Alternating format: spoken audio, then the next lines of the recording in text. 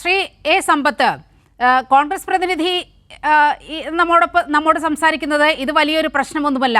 തമ്പാനൂർ സതീഷ് എന്ന് പറയുന്നത് തിരുവനന്തപുരം ജില്ലയിലെ ഒരു അറിയപ്പെടുന്ന മുഖമാണ്.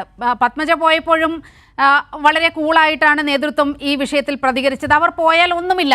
പക്ഷെ പിന്നീടുള്ള രാഷ്ട്രീയ ചലനങ്ങൾ ആ പാർട്ടിക്കകത്ത് നമ്മൾ കണ്ടതാണ്. എന്തുകൊണ്ടാണ് ഇങ്ങനെ കോൺഗ്രസിന് മറുകണ്ഠം ചാടേണ്ടി വരുന്നത് BJP-യിലേക്ക്?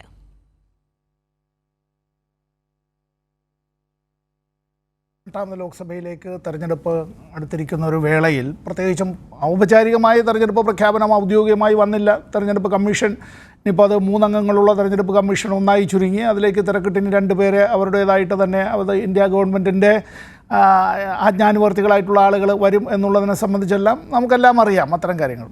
അപ്പോൾ ആ ഔദ്യോഗിക പ്രഖ്യാപനം മാത്രമാണ് കാത്തിരിക്കുന്നത്. തെരഞ്ഞെടുപ്പ് നടന്നേ മതിയാവൂ. മെയ് മാസം പകുതിക്ക് മുമ്പായി തന്നെ 18ാമത് ലോക്സഭ ഔദ്യോഗികമായി നിലവിൽ വന്നതായി രാഷ്ട്രപതിയുടെ വിജ്ഞാപനവും വന്നേ കഴിയൂ. അത് ഭരണഘടനാപരമായ ഒരു ചുമതല കൂടിയാണ്.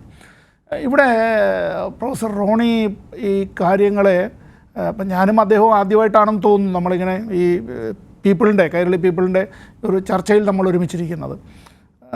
ഈ വിഷയത്തെ വളരെ നമ്മൾ ലഘൂകരിച്ച്, ഞാൻ രാഷ്ട്രീയമായ പ്രത്യാരോപണത്തിനൊന്നുമല്ല, ദയവായി അങ്ങനെ തെറ്റിദ്ധരിക്കുകയേ ചെയ്യരുത്.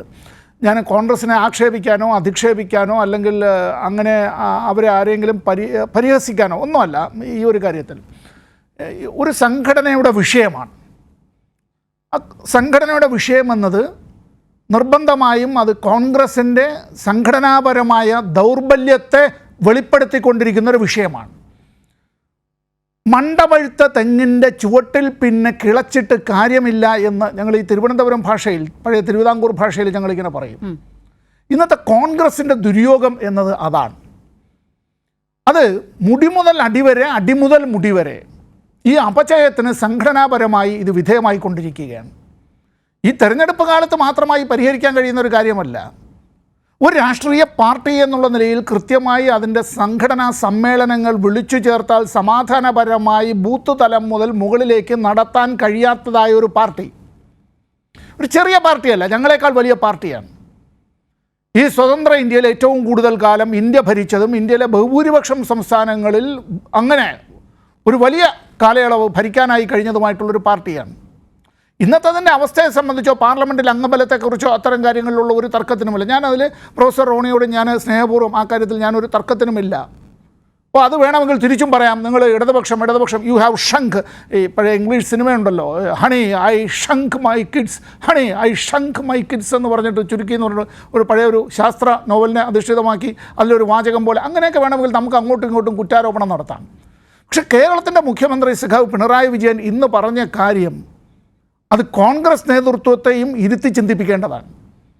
ഇനി ആരൊക്കെയാണ് പോകാനുള്ളത്?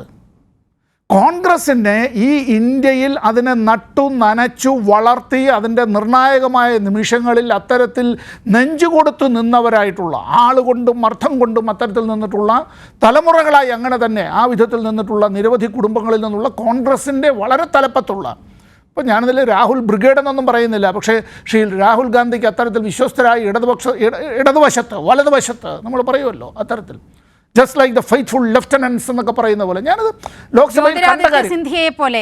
അതെ, ഞാൻ ആ പേര് ഞാൻ ഉദ്ദേശിച്ച ഒരു പേര് അത് തന്നെയാണ്. ഞാനത് നിങ്ങളുടെ കൂടി അറിവിലേക്ക് വേണ്ടി പറയാം. നീലിമ, നമ്മുടെ ഈ ഇപ്പോൾ ഇത് കണ്ടുകൊണ്ടിരിക്കുന്നവരുടെ അറിവിലേക്ക് കൂടി പറയാം. ഇപ്പോൾ ഇന്ന് കേരളത്തിലെ മന്ത്രിയായിട്ടുള്ള സഖാവ് MP രാജേഷും CPIM-ൻ്റെ സംസ്ഥാന സെക്രട്ടേറിയറ്റ് അംഗമായിട്ടുള്ള സഖാവ് PK ബിജുവും ഒക്കെ ഞാൻ ഉൾപ്പെടെയുള്ളവർ ലോക്സഭാ അംഗങ്ങളായിരിക്കുന്ന വേളയിൽ 15ഉം 16ഉം ലോക്സഭകളിൽ ഞങ്ങൾ അംഗങ്ങളായിരിക്കുന്ന വേളകളിൽ അതിൽ തന്നെ 16ാം ലോക്സഭ NDA ഗവൺമെൻറ്റിൻ്റെ കാലത്താണ്, 1ാം മോദി സർക്കാരിൻ്റെ കാലത്താണ്. ശ്രീമതി ടീച്ചർ അടക്കം അന്ന് പാർലമെൻറ്റ് അംഗമാണ്, ജോയ്സ് ജോർജ് അന്ന് പാർലമെൻറ്റ് അംഗമാണ്, ഇന്നസെൻ്റ് ചേട്ടൻ പാർലമെൻറ്റ് അംഗമാണ്.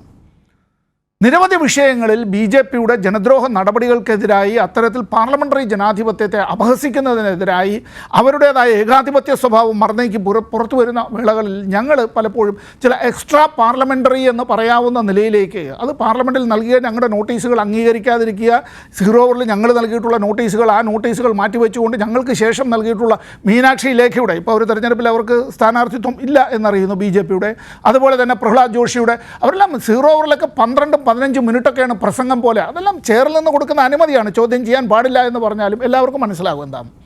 പലപ്പോഴും ഞങ്ങൾ വെല്ലിലേക്ക്, ഹൗസിൻ്റെ ആ ലോക്സഭയുടെ വെല്ലിലേക്ക് ഇറങ്ങി പ്രതിഷേധിച്ചിട്ടുണ്ട്. വിരലിൽ എണ്ണാവുന്നവർ മാത്രമേ ഇടതുപക്ഷത്തിനുണ്ടായിരുന്നുള്ളൂ എന്നുള്ളത് അറിയണം.